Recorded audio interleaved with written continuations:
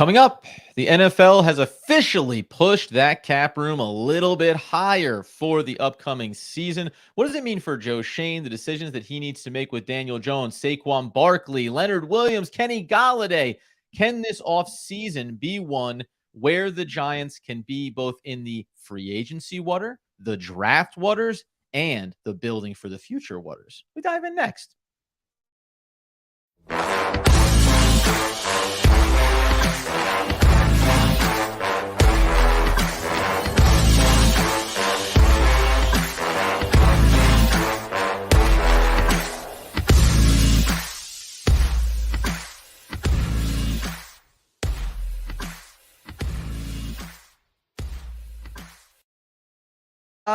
Yes, my friends, it's OGP, the One Giant Podcast, where, of course, we are your host. Over there is the season generational ticket holder, Mr. Andrew Makowitz, and you'll find me, Adam Armbrecht, breaking down the Brooklyn Nets on the Locked On Nets podcast, also doing a little bit of producer work for DFSR Daily Fantasy Sports Rankings on YouTube with Doug Norrie. Check that out for all your NBA action this season.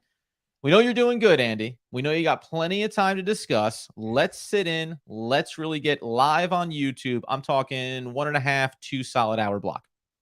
Yeah, you're like, how long can we go? It's a little hectic. It's almost like tax season for me at my work. But you know what? There's still important things going on with the Giants, Adam, and we got to give the people what they want, obviously, right? No, obviously, Andy. It goes without saying. And without saying, we cannot talk about the cap room right now. So the NFL officially updated where the cap is going to sit for the upcoming season. It's a nice one. And as you know, the NFL tends to only go onwards and upwards. I think over the pandemic was like the first time in, I can't remember how many years, that it didn't actually increase significantly year over year.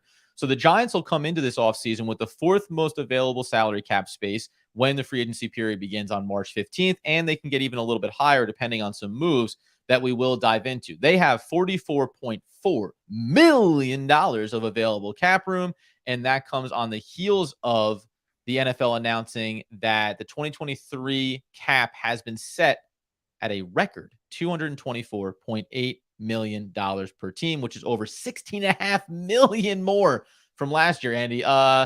Bounce back year, in the old, the NFL was struggling there for a couple of years, but boy, are they back in a big way with those numbers. Well, just keep in mind that the salary cap is also like negotiated by the Players Association with the NFL and doesn't really accurately portray how much money is really coming in. Like the salary cap is just for the owners to make as much profit as they possibly can. With the new TV deal that's expected to come up in about 2 years, just know, Adam, that apparently it's supposed to go up by like 30, 40, even 50% in terms of the salary cap. So as they start to see more money, players' salaries are just going to become even more astronomical than some of the eye-popping figures that you see today. Yeah, man. So, and it's always the TV money is the thing that like throws it all off because it's like relative to what, and people are just checking boxes. How fat is my wallet getting? Certainly. So it'll be interesting to see what happens in the long term around this, because then you get into renegotiations and where some of these things can go. One other thing we didn't talk about. So I want to address the way in which, and we talked a little bit about this last episode, the way in which Joe Schoen can utilize this cap room and what we think this team can feasibly be able to accomplish this offseason. But there were also the franchise tag numbers got officially set as well for this year. And I want to, if we have time, touch on those, because it's fascinating how the script has been flipped at certain positions here. And we saw kind of the tea leaves on this with some of the big contracts, specifically at the wide receiver position. But $44.4 million sounds like a lot, Andy. But as we talked about last episode, and you were breaking this down, this is what makes the decisions around Daniel Jones and Saquon Barkley so critical. Because if you go the franchise tag specifically on Daniel Jones, there's nowhere else to put that money but on the books. So you go from 44.2 to maybe 12. And you do that in the blink of an eye, which would make it a real disaster if they can't sort that out. Yeah, it's the reason why the most likely person to be franchise tagged is not Daniel Jones. While Daniel Jones may have a ton of suitors out in the open market, everyone's saying he's looking to get $30 to $40 million per year. On the open market, he has plenty of suitors available. The thing is, Adam, you just can't have Daniel Jones have a $32 million cap hit. It's just not feasible because, to your point, that's exactly what the cap hit will be for the Giants on the franchise tag. Knowing that Saquon Barkley has just over a $10 million franchise tag, That means it would be an extra $22 million of cash to be able to operate for the Giants alone on just making that one decision. And the second thing, Adam, is if you can get Daniel Jones on a longer term deal, multi-year deal, you have the ability to manipulate that cap. Maybe he has a $15 million cap hit instead of a $32 million cap hit. That means you have him under contract and you also free up tens of millions of dollars to be able to go after other free agents in the market.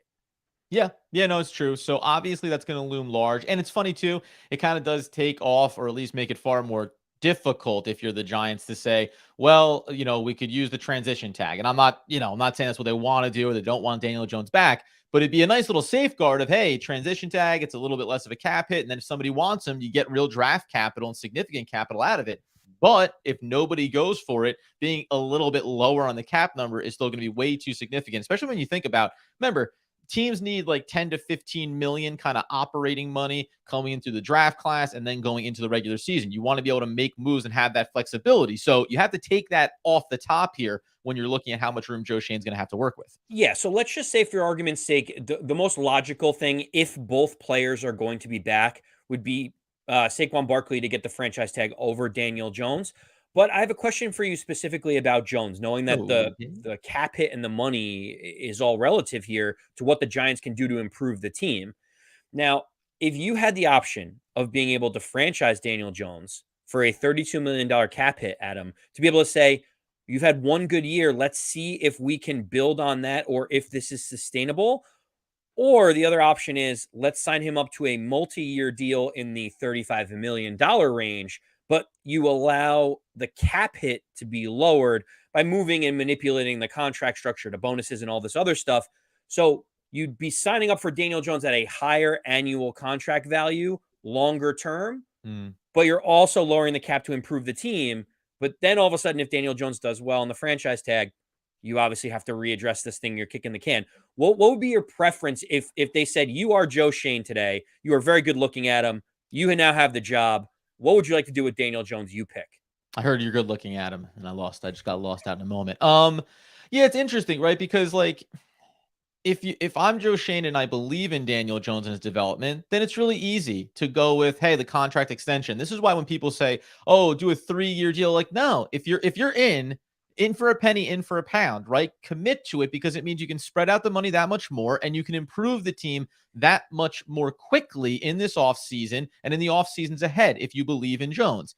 It's so tricky, because I think, like, if you don't believe in him enough to want to extend him on a contract, it becomes really interesting, because say you do franchise tag him for 32 million. Okay. What that then tells me, I think, is we want to see another year from Daniel Jones and see how he develops. And we know that our roster is not as close to being deep playoff competitive as we might want it to be, because both those things can be true. Like, if you think that you're ready to go into this upcoming season and be highly competitive, compete for the NFC East, compete for a deep playoff run, well, then you want Daniel Jones on a longer term deal, because it frees up the most money to go and address other key areas. And by the way, like, bird's eye view, there are a lot of areas that they still need to address. And we're going to talk about some ways they can free up some more money here in a minute. But that is a big factor in this, right? Like, what are your short-term goals here? If you think maybe you can squeeze out a deep playoff run next season on like bare bones, great. But I think that Joe Schoen has to be thinking big picture. And that's what he's kind of referenced all along. We want Daniel Jones back. We expect him to be back here. When it comes to Saquon Barkley, we hope so, but we can't bid against ourselves, because he knows the kind of, the fine areas that he has to work in here to have the most dollars potentially for free agency. Well, and the real dynamic that Joe Schoen is going to struggle with is just look at, I'll give you 2 prime examples of what can happen from this point forward. One is you sign a long-term deal and overpay for a top half type of quarterback, like, I don't know, the Las Vegas Raiders, who are now looking to move off of their $35 to $40 million quarterback. Dak Prescott's another example of that.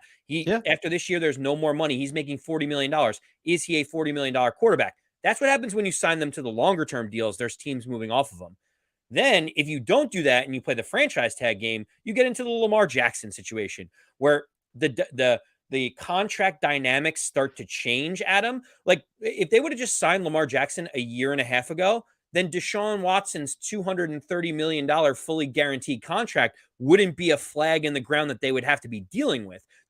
So it's a very difficult situation where you either wait, you play the franchise game, but the dynamics and the mechanisms change, and Joe Schoen has a difficult decision on what way to take it. Yeah, I find it okay. Let me ask you this question on a very high level about Daniel Jones. What was this season to you for him? Because I think it was all of the incremental steps forward you wanted to see from him, right? Things like fumbles and turnovers. You and I had already kind of gotten over that after his rookie year because those numbers, every time someone puts out the numbers about his first 4 years in the league, it's always 80% skewed by his by his first rookie season. But this is a guy who has injury concerns too. Like, do you have any concern that this was like maybe the best? This was like the best case scenario with everything given, lack of total weapons and everything else. I don't mean that, hey, could he be better? Of course he could. But was this kind of like the best version of a season with Brian Dable and Joe Schoen and everything else? And there could be like a little dose of reality next year, whether it is injuries, whether it is just, a learning curve around areas of production, bringing in new weapons, etc. I had that little inkling in my mind of like, have we bought in too quickly, too hard? Because it's been so long since the Giants have been remotely good. It's a great question, and it's something that I believe is going to be a philosophical question that Joe Schoen is going to answer. And the reason why I say philosophical, you're like, well, is he or isn't he? Like, what's the deal, Andy? The simple answer is Daniel Jones is not, and most likely will not be, Patrick Mahomes. He won't be Joe Burrow. Probably won't be Josh Allen. I don't know if he can be Lamar Jackson, who's already been an MVP of this league. Yep. Jalen Hurts looks like he's ascending and getting better every single year. So the philosophical question, Adam, is can you win with a quarterback that is maybe 8 to 15, top half of the league type of quarterback, but not a transcendent player that on one leg with no wide receivers can go win a football game like Patrick Mahomes did? And if so, if Joe Schoen believes that, is there a number threshold that you think is worth it for that quarterback? Because right now it's very binary in the quarterback thing. It's like every multi-year long-term deal is either backup money for like $10 million a year, or it's QB1 starting money for $40 million. There's nothing that sits in the middle there, Adam. So philosophically, Joe Schoen has to decide if we think Jones is maybe the 8th to say even the 8th to 12th best quarterback in the league. Sure. Can we pay that type of quarterback $35 to $40 million a year annually and still compete and win against some of those other transcendent quarterbacks? And as much as we may not want to admit it, when you look at Philadelphia, who will be in the Super Bowl, and we're all pulling for Patrick Mahomes to continue his dynasty building over there. But when you look at Jalen Hurts, even if we think that the shoulder has been an issue, he's had success in their 2 playoff games by what? Not having to worry about throwing the ball too much, has thrown for under 150 yards in each one of those games, has allowed the running game to do a lot of the lift, and has allowed a very strong defensive unit to carry the weight here along the way. Now, if you did that, 100 times, would the scenario play out where the Eagles keep coming out on the better side of things? Listen, they played the Giants, who maybe overachieved this year. They played the 49ers, who had to have their 4th string quarterback play. There's a lot of things that broke for them. And that's not me taking anything away. It's just a reality, right? So it will be interesting to see how Joe Schoen and the Giants view this, and whether or not, as good as this past year was and the things you think you can accomplish, once you commit to Daniel Jones, and then once you commit to Saquon Barkley, you're committed. Like, the next 2 years is this version of the team. And that's what makes it fascinating when we turn our attention over to some of the potential cap ways in which the Giants can move maybe all the way to the 3rd spot. We've mentioned some of these guys before. So I wanted to run down this list here. There's one very interesting one to me. The other ones may seem fairly obvious, but obviously starting with Kenny Golladay. You and I had mentioned this on another episode where I said, let's not be like 100% certain that Kenny Golladay being gone isn't automatic. And that's because if the Giants save $6.7 million in cap space, if they cut him, they'll eat $14.7 million in dead cap.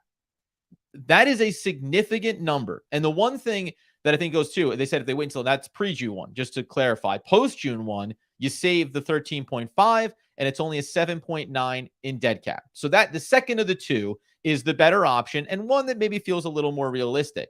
But it does tie back into this other thing.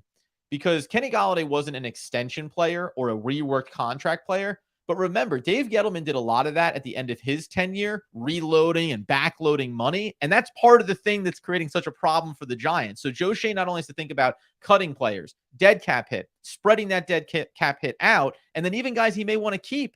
You can't just, the Daniel Jones, you can't just say, we'll make it 11 million in a base and we'll backload some money, because you can create another future problem 2 or 3 years down the road.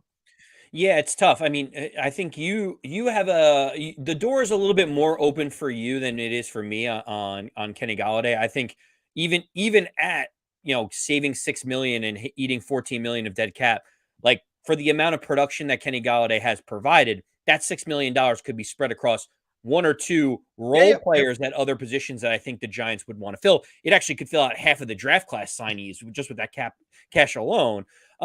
But yeah, I mean, to me, Kenny Golladay is the most obvious one. Limited role. He did what he could. I think we all realize that he wouldn't have even been on the roster halfway through the year if it wouldn't have been a negative cap hit for the Giants in the middle of the season to release him. Listen, I really wish it worked out with Kenny Golladay, because it's not like he's a bad guy. He tried to say some of the right things.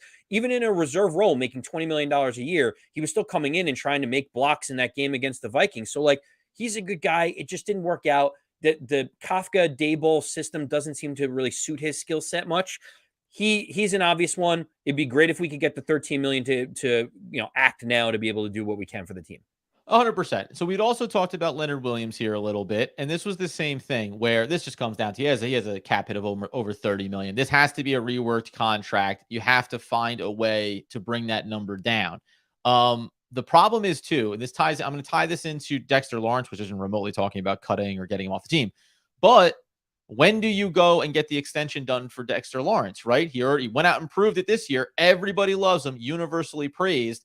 Arguably, you're probably better suited to try to attack that issue now as opposed to a year from now. Because if Dexter Lawrence goes out and has another Pro Bowl caliber season, you're only going to find yourself paying that much more significant money. Do you think that it's feasible for the Giants and Leonard Williams to come to an agreement that helps significantly reduce his cap hit, and arguably could be specifically the selling point of, and this will keep Dexter Lawrence here. We're going to pay the guy that you said you love playing with and want to play for as many years as possible. Here's how you can both still be here.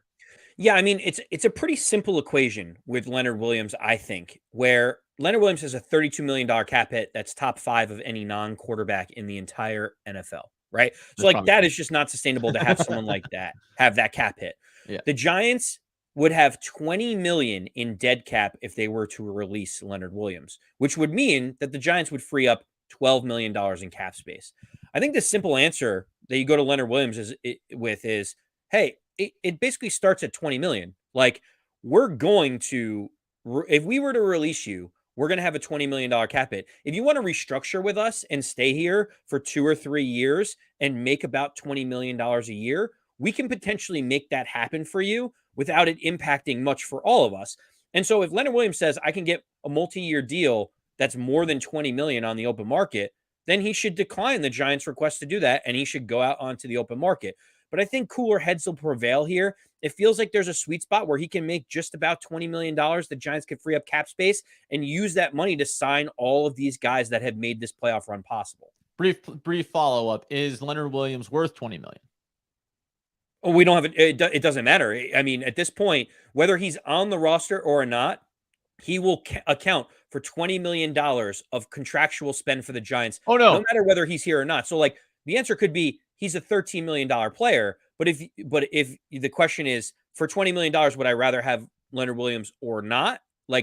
Of course I want him on the roster. Well, would you rather have Leonard Williams at $20 million or X number of players off of a trade, et cetera? That being the other option is, hey, let's restructure you with the intention of moving. We're going to move. You're getting traded, but no one's going to take you. You're not going to get your next contract, et cetera. And this is where the push and pull of Leonard Williams saying, well, then I'll stay at the 30+ million, right, cap hit. But I just wonder what those mechanics are going to look like, with him. Yeah, I mean, as he's getting older, he's had a couple of injuries. He plays in the trenches. It seems like, his neck, he gets these stingers. He's had a couple of little different leg injuries.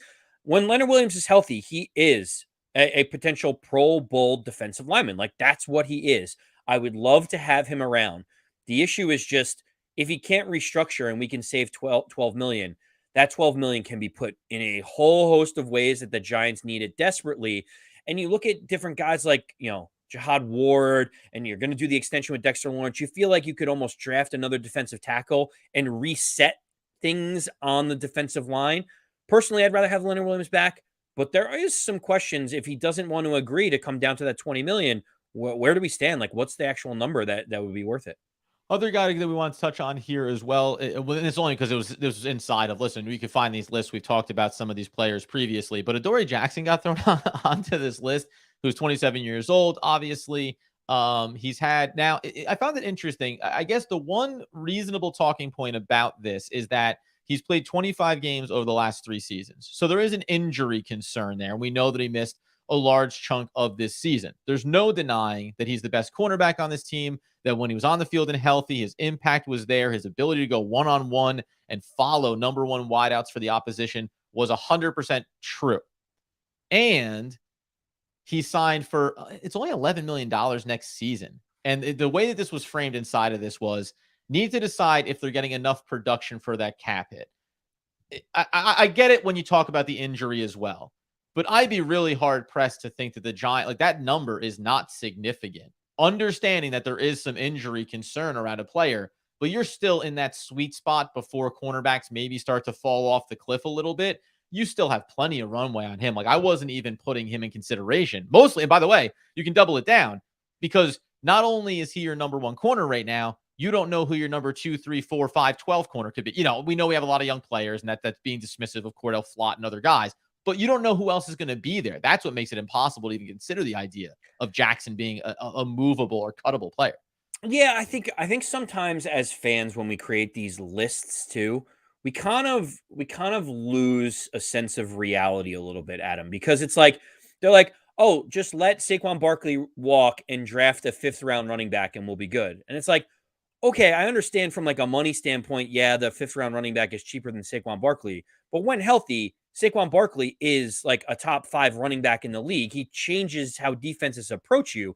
And like the same thing with Adoree Jackson. It's like, oh, we could release him and get a few $1,000,000 and then we'll just go sign another cornerback in the draft. It's like, no, these are super talented guys. We just did this with James Bradbury last season, and now he's looked amazing for the Eagles. Like, you can't just continue to release really good talent because it's getting a little bit more expensive.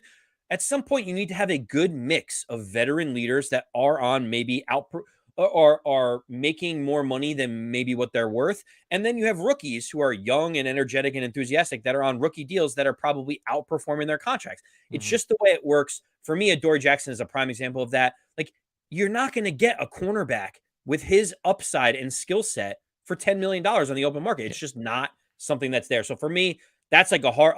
If they said you had to release Leonard Williams or Adoree Jackson, Leonard Williams would be gone before Adoree Jackson would for me. Well, and it's funny too. So there was a good example of this. And again, it's relative to the cost versus the dead cap and versus what you can replace it with. So this was like framed in a really good way. I thought I would pepper this in here before we move on.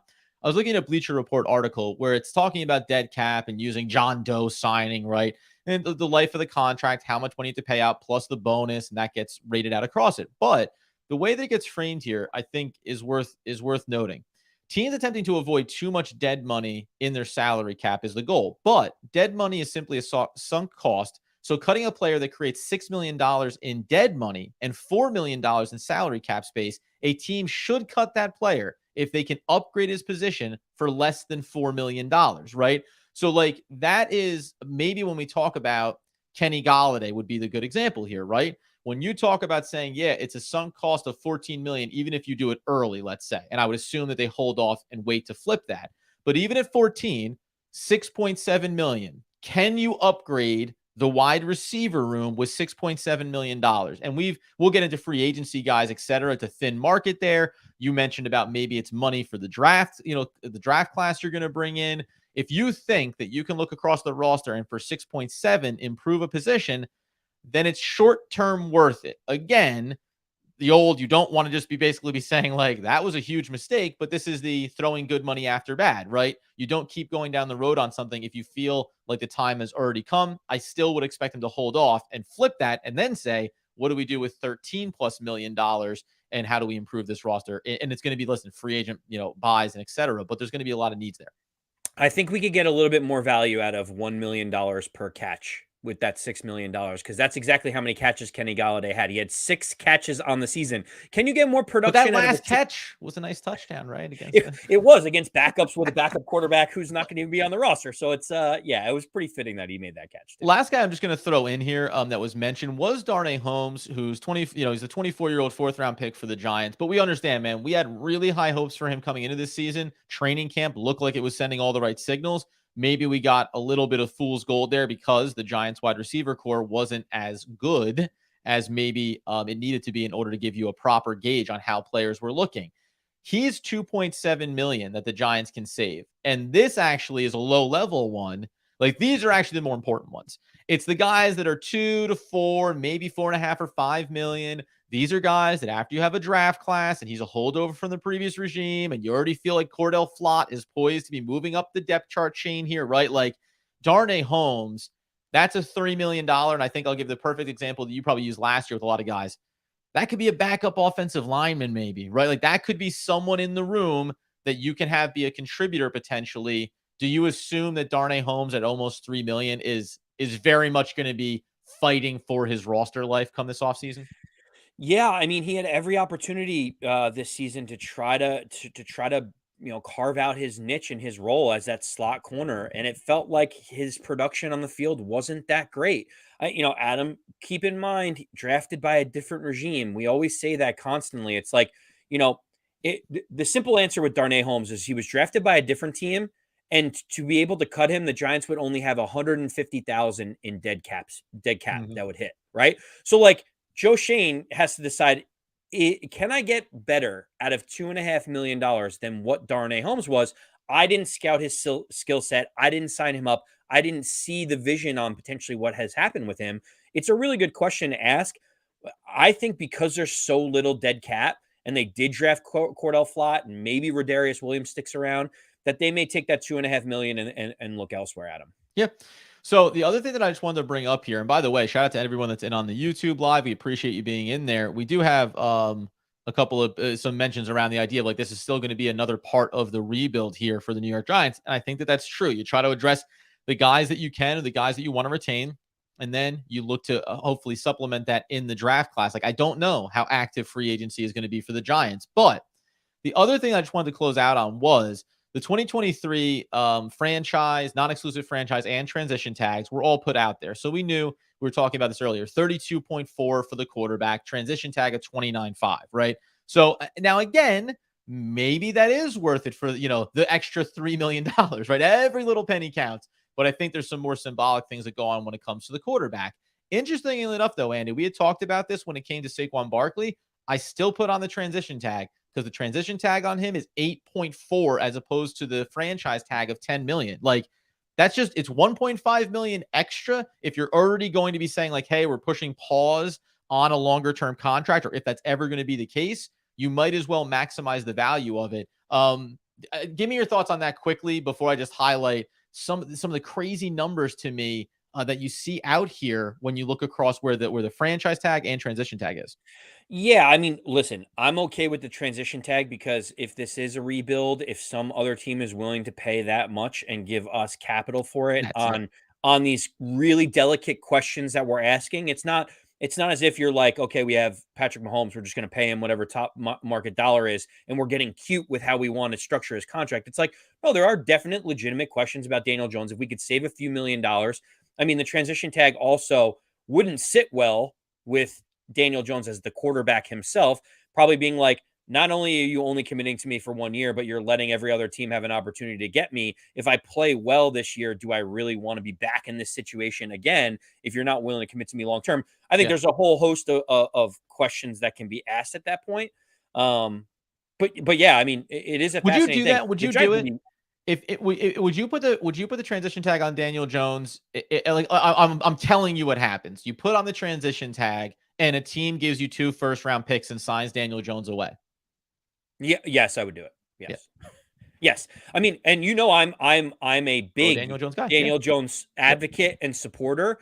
However, if you're telling me I get 2 first-round picks, I get to reset the clock, I get to go up and let Joe Schoen pick his own quarterback while having Tyrod Taylor there as a bridge, it's great. I don't think we have the capital to be able, as currently constructed, to do that. Right, to And risk so reward it. so yes, that's the balance But that you have, where it's like, think about what's best for the team. It's not always just cut and dry where it's like, definitely this guy at $1 bajillion. It's like, no, there's nuance to all these questions. well, and it's okay, and it is fascinating because, like, okay, in theory, if you're Joe Schoen and you're saying like it was just a rebuild and we're not 100% sure about that, whatever, then like spending a lot of money this year in your quarterback on a tag, transition or otherwise, it actually is like kind of relative because you're still doing your process, right? And back into the first round and quarterbacks and all of those things. It just, again, it's fascinating the way all these mechanics can work. The only other thing I just wanted to point out was that there's certain things like defensive ends being, 19 north of 19 million on a franchise tag makes all the sense in the world. Defensive tackles are at 18, almost 19 million. Offensive linemen over 18 million. All these numbers make sense to me. I find like it's interesting to me that the safety position, and you have to go and look at who's making what money there, but 14.4 million for a position that, like, when you have one of the all-timers, it makes all the sense to pay them.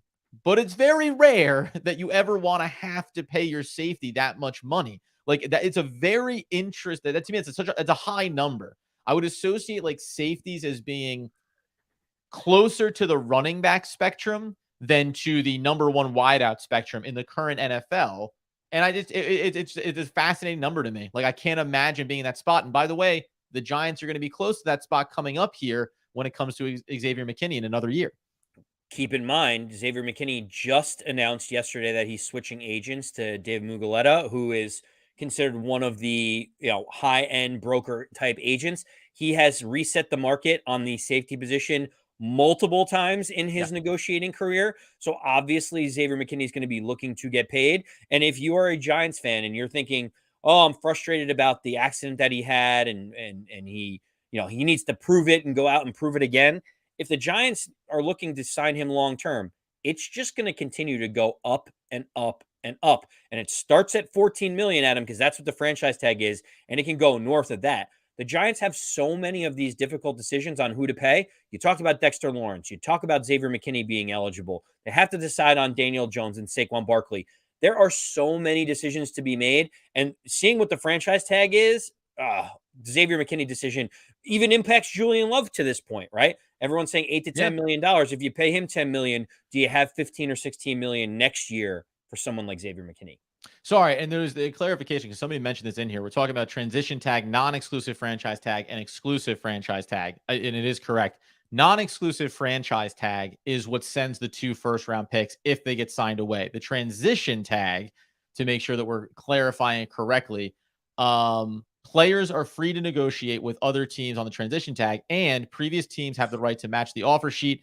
However, no draft pick compensation will be tendered if the losing team, i.e. the Giants, if Daniel Jones went somewhere else, do choose not to match it. So non-exclusive franchise tag, transition tag, and exclusive franchise tag are all the different ways there. I got lost in the sauce on all the verbiage while still wanting to get to the point of being able to gain compensation for losing someone. There's a lot of numbers flying around, Adam.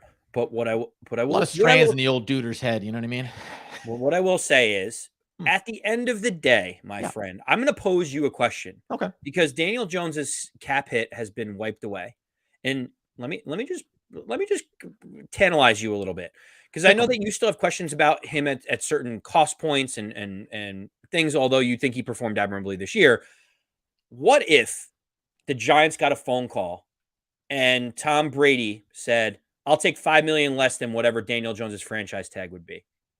Would you, as Joe Schoen, turn around and say, "Okay, Tom Brady wants to come here for $27 million. We let Daniel Jones walk, and we get comp picks because someone signs him to a big deal"? Like, is there a world where someone like Tom Brady, who's going to be a free agent, if he was cheaper than what Daniel Jones costs, that you would consider Tom Brady instead of Daniel Jones? No, no. The answer is no. And by the way, like the biggest reason, biggest component of that is that Tom Brady isn't remotely built for the system that you want to have in place and run, right? Like if you could name a veteran quarterback, and there aren't a lot of them who are also mobile and able to move around, but if you could name one of those guys, it would feel differently. By the way, if you said Daniel Jones is gone and Jimmy Garoppolo. Like, well, again, not necessarily a mobile quarterback. Now you have to think about reconfiguring certain things. So, no, there are guys, and we could talk about it over the course of this offseason that like would tickle my interest, that would be interesting conversations to have. And by the way, ultimately, I don't think Daniel Jones is going anywhere because the Giants have been too far afield at the quarterback position for too long that it offers a level of stability. I'll just be fascinated to see what the numbers look like, if it is long term, if they say do it again for us one more year, and how Daniel Jones reacts to that. There is some chance, friends, that this is a difficult offseason for the Giants, and one where I think there will at least be one or two names that you don't anticipate not being a part of the Giants playing somewhere else next season. In the meantime, though, friends, we can go over. So there's a few things that are going to be coming up here. I'm starting to dive in and create my just initial list, top 5 guys at each position for the Giants. I'm going to structure it in ways around first, second, and third round, right? Positions of need. Don't forget, friends, the New York Football Giants still had an overall poor offensive line. Wouldn't you know it? Certain things never change. So they have a lot of work to do across that front. What's going to make the most sense? You can get over on the Substack for that. We'll have links in the show notes for it. The YouTube channel, the podcast feed, man, it's all there. It's all happening. And we're going to start to talk about what are the other decisions? How do you get money to free agency? What about last year's draft class? Like 60% of them were injured all year. What do we expect from them? And how does that impact what Joe Schoen does? So we got a lot of really fun conversations to have. Hopefully sooner than later, we get some clear information around Daniel Jones, Saquon Barkley, Leonard Williams. Let's throw in Dexter Lawrence as well, because those 3 or 4 dominoes really are going to set the table for what this team can achieve this offseason. But until next time, my friends, as Andrew Makowitz would want, need, and nay, always demand the people know. As always, let's go Big Blue.